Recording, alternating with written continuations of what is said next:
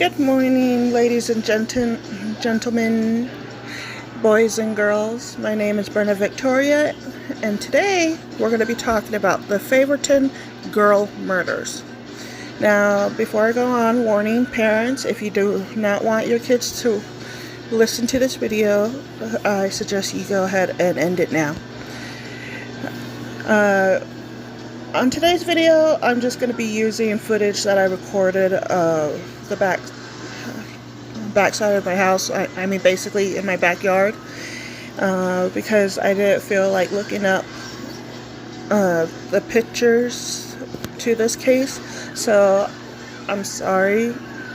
But today, the Favoriten Murders is a case that isn't really talked about, but I'm willing to talk about it and give my version of the story. The Favoriten Murders were a series of sexually motivated crimes committed against three young girls. Alexandria Shuffle, who died in 1988 at the age of 20. Christina Varanek, who died in 1989 at the age of 10 years old. And the youngest, her name was Nicole Strau, who died in 1990 at the age of 8. In the Vietnamese district of Favoriten. This case was among the most extensive and costliest investigations in all of Austrian history. For a long time, the investigators believed that a serial killer was responsible for the murders. They only believed that it was only one. It was not until the introduction of DNA profiling and a database for DNA that the murderers of Shuffle and Strau were arrested in 2000 and 2001 respectively. Christina's killing is the only unsolved case left, although the public prosecutor and as well as the investigators alike believe that Herbert Pesch, the man convicted of killing Alexandria, also killed Christina as well. Now, the story we're going to go with first is that of Alexandria Shuffle. On the night of October 26, 1988, Austria's National Day, 20-year-old Alexandria Shuffle, a local saleswoman, was attacked, abused, and strangled. She had previously been to the Azaro Discoith on the Hamburger Street with some friends and was last seen at a nearby telephone booth around 2:30, from where she then called her boyfriend to pick her up. But when her boyfriend had showed up to pick her up, Alexandra was nowhere to be seen. He even checked the club where she was at. She wasn't in there. When she had not shown up in the morning, a search was initiated. It was not until about 11 hours, that she had gone missing, that her naked body was found tied to a tree behind a billboard on that very same street of Hamburger. She had been strangled with her own sweater and stockings.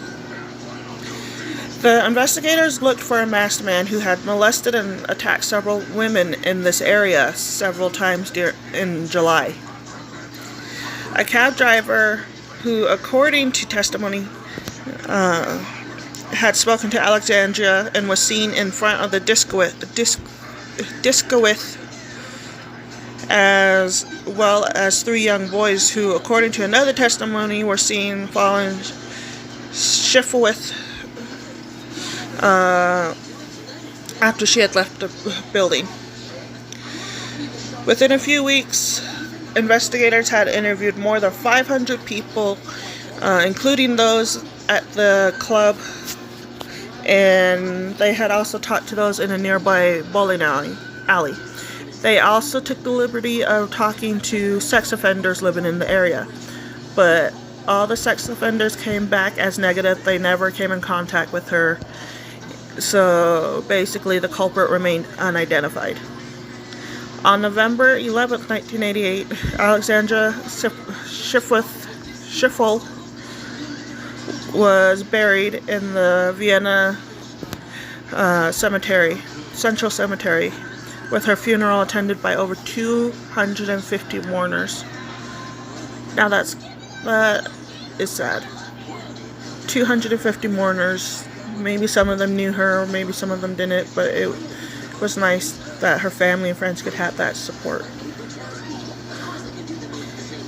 And I really do hope her parents have found peace knowing that their daughter's murderer has been arrested. The next case we're going to be talking about in this same story is the murder of Christina Varanek. On February 2nd, 1989, 10-year-old Christina Varanek disappeared while on her way home from school on Joseph Insline Platz in Favoriten. She was last seen alive shortly before 5 p.m. when she bought a Mickey Mouse notebook from a tobacconist in Per Albin Hassan Sidalon? I'm sorry if I screwed that up. I'm very sorry. After searching for her, Christina's family found her on the 14th floor of house number 2 on Per Albin Hassan Sidalon at around 11 a.m. the following morning. Her father found her partially undressed, and it was believed that she had put up a fight but ultimately lost. Again, she was found undressed. She was as well as abused, strangled, and tied with her clothes to the railing. Forensics determined that she had been killed between 5 and 10 p.m. that day she went missing, with the perpetrator intercepting her shortly after she visited the tobacconist a few meters away from her house. It remained unclear whether he killed her immediately or moved her to another place in the house first. The girl's bag had been discarded on the lower floor, which contained a universal key purchasable from hardware stores.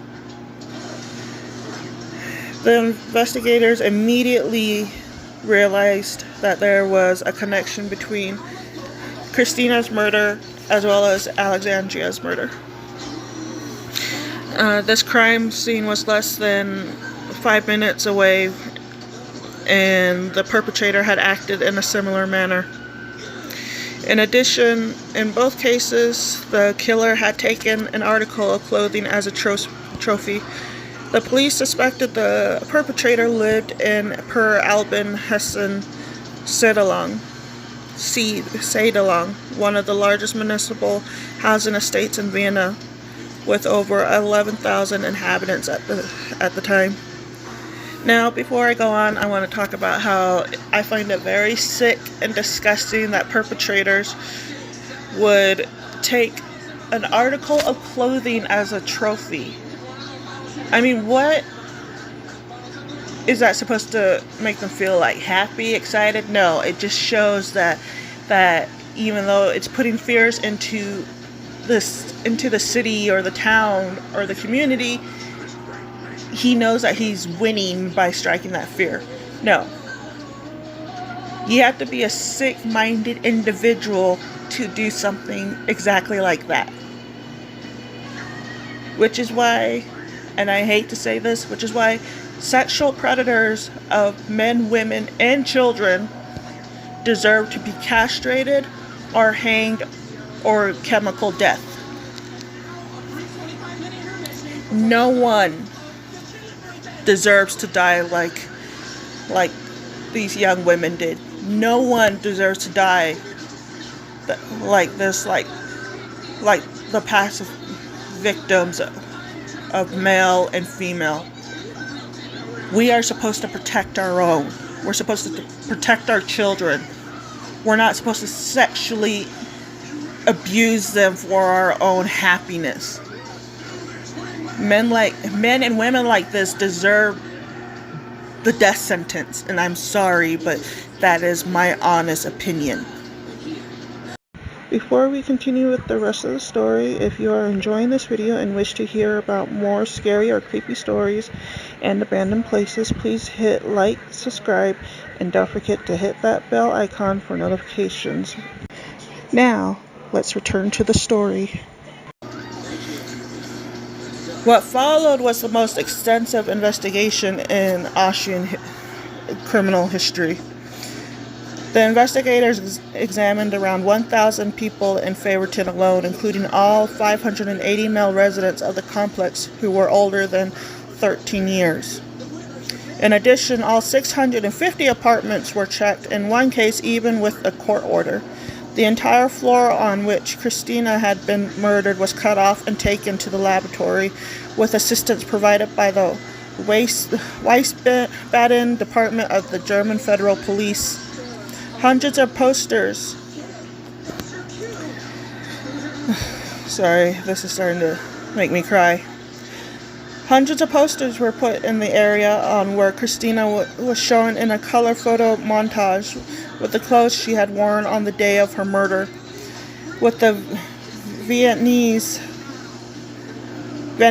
municipality assuming all costs. The award for vital information about the crime was about 160,000 shillings, or around 22,000 euros on present-day currency. On February 13th, the officials finally believed that they had caught the killer. An officer from Lower Austria who had been stationed in Vienna years ago tracked down 20-year-old Warner K. In 1984, he had sexually molested 9 girls in elevators in Perhalben, Hessen, Sindelong, including one at the staircases where Varanek's body was found.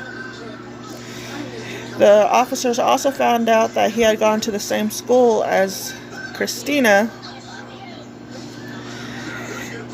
and had no credible alibi for the night of the murder. Despite these coincidences, he was exonerated by a blood group test for Shuffle's killing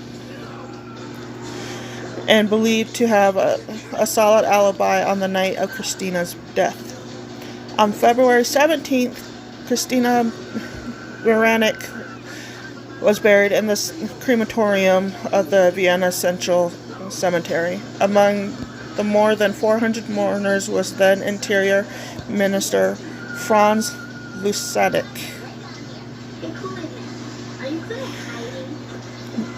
This last story is about the murder of 8-year-old Nicole Strauss. On December 22nd, 1990, around 5:30 p.m., 8-year-old Nicole Strauss was on her way home after visiting her uncle who lived in Simmeringer Huppenstrasse. She used tram line 71 and then changed to bus 15A, but after that her trail was lost. Her body was found the next day at around 10:20 a.m. in the Law Forest. Forensic examination determined that Nicole had been raped, with the cause of death being strangled. Her killer using a broken branch to beat her and her shoelaces to ultimately strangle her. In this case, over 1,600 people were investigated for possible involvement, but the killer remained elusive. All 3 murders occurred in the same area where young females raped and strangled. The murders occurred in 26 months, with the killers uncaptured.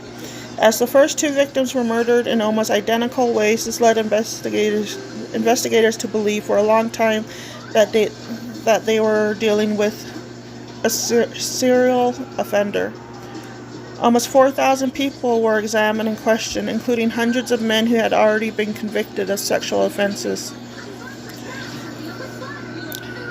An additional investigation conducted by a crew on the murders of Shuffle and Varanek and Strauss failed to uncover new leads.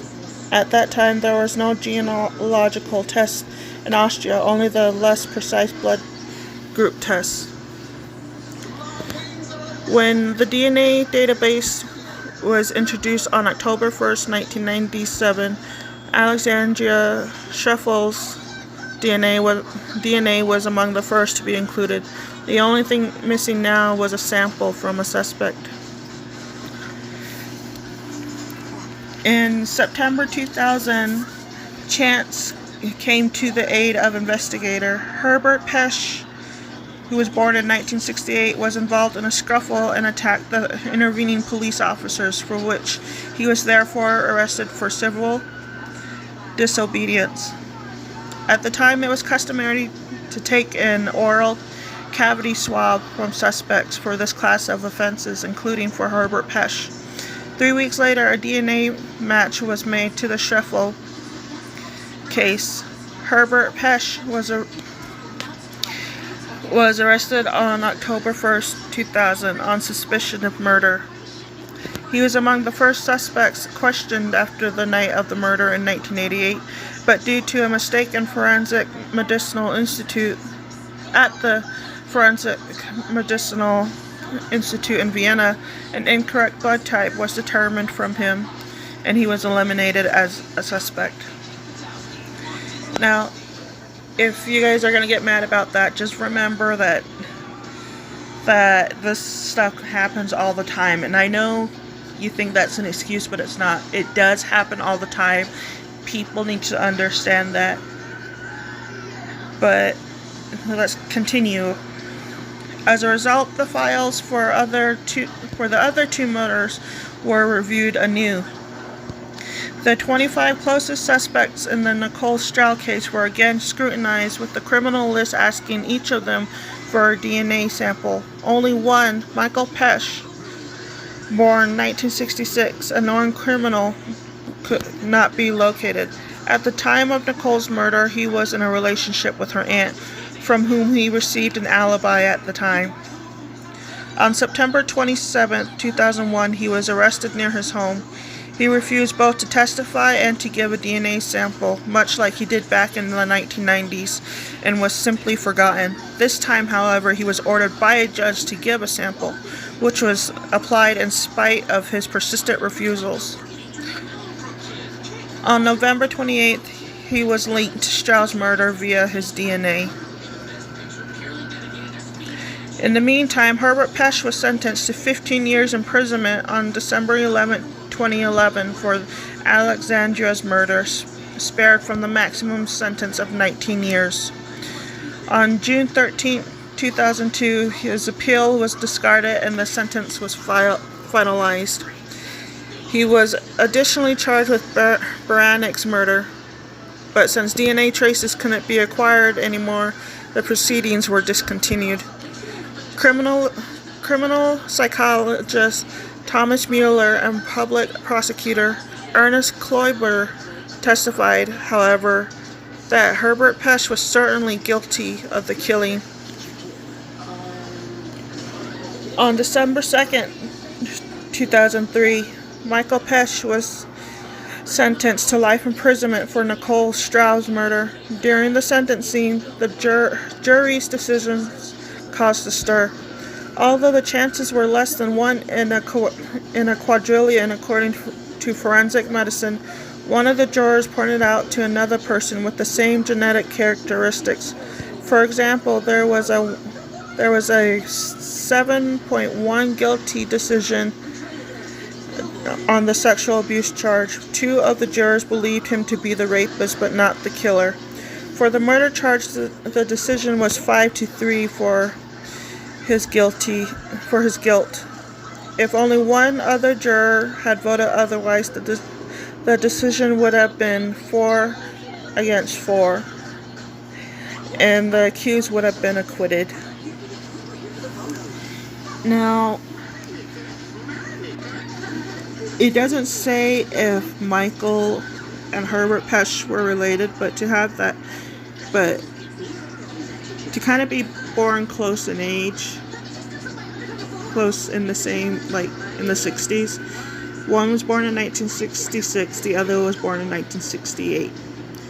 But that, I know a lot of people have the same name, but that's just me. And it's sad knowing that it was someone close to Stroud that had murdered her.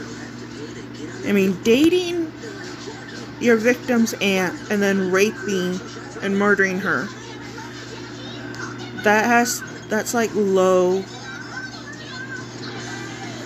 And I want to know if the aunt was adamant that he was gone that night, or if she had something to do with Nicole's murder but decided to cover it up. And if she did, she should be ashamed of herself. Kids are our life, you know. Nothing should make you think that it's okay to sexually abuse a child. It's not okay to sexually abuse anyone. Children and elderlies are two of the most vulnerable groups that we have to protect. We shouldn't abuse them. We shouldn't sexually abuse them at all. They are the people that we look up to as we're growing up. They're the people that carry on the history that teaches us what it was like for them growing up. People like this disgust me. It's disgusting. But anyways, that's it for today. Again, my name is Brenna Victoria. Don't forget to like this video, subscribe to my channel, and share it as well on social media. You can also follow me on Instagram at Brenna Victoria 2020. If you have any questions, you're more than welcome to message me on Instagram. If not, then just have a great weekend or a great week. Have a good day. Stay safe. Protect your loved ones. But most importantly, just have fun since it's summer. Alright, everybody, have a good day.